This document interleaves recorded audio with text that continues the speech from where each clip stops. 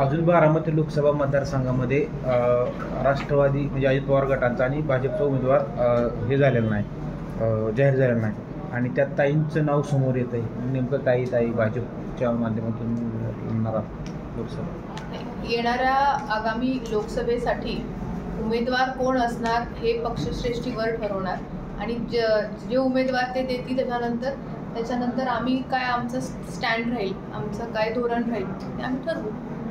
अद्याप कुठलाही उमेदवार कोण असेल ह्याची कुठलीही ऑफिशियल अनाऊन्समेंट अजून कुठलीही झालेली नाही. अजून कोण जागा लढणार हे सुद्धा अजून जाहीर झालेलं नाही. ज्यावेळेस जाहीर होईल त्यावेळेस आपण बघू.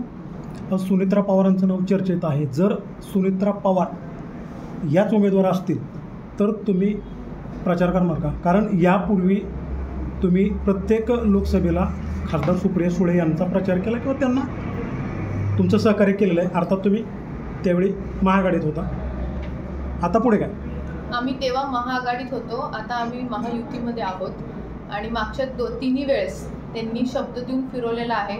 त्यांनी आमची फसवणूक केलेली आहे, आमच्या पाठीत खंजीर खुपसलेला आहे. त्यामुळे ह्यावेळेस जसं मी सांगितलं, उमेदवार जे कोणी असतील, जे कोणी जाहीर होईल, आमचं विधानसभेला ते काम करणार असतील तर आम्ही त्यांचं लोकसभेला काम करू. मग ताई, आता जो तुम्ही विधानसभेत विषय मला वाटतं लोकसभेबरोबर तुम्ही विधानसभेची तयारी चालू केली. मी आता सांगितलं ना, हे जे काय आम्ही सगळं चालू केलेलं आहे.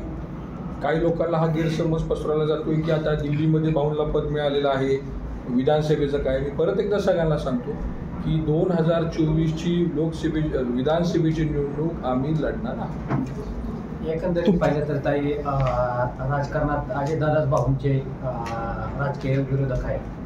आता तुम्ही त्यांच्याच उमेदवारांना मदत करणार नाही. जसं मी आता सांगितलं की आम्ही आधी आमचं बांधून घेणार आहे. आधी ते जर आमचा विधानसभेला प्रचार करणार असतील तर आम्ही त्यांचा लोकसभेचा प्रचार करायचा विचार करू. यालाच धरून माझा दुसरा प्रश्न असा आहे की लोकसभा जवळ आली की भाऊ हे नातं सुरू होतं.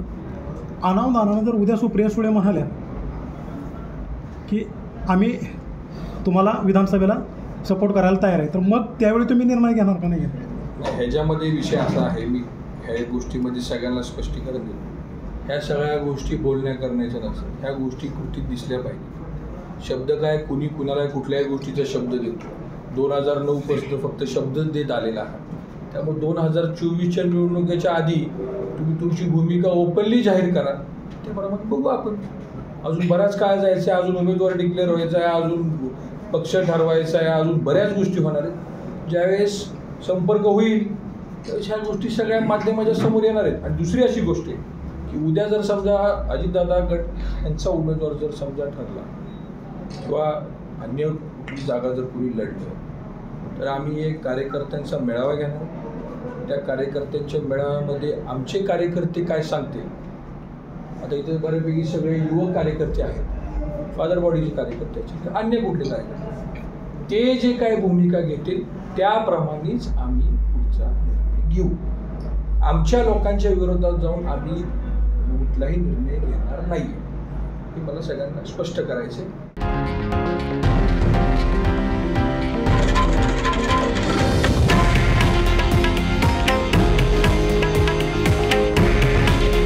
हे आहे देशातील नंबर 1 न्यूज नेटवर्क आणि आपण पाहत आहात TV9 मराठी.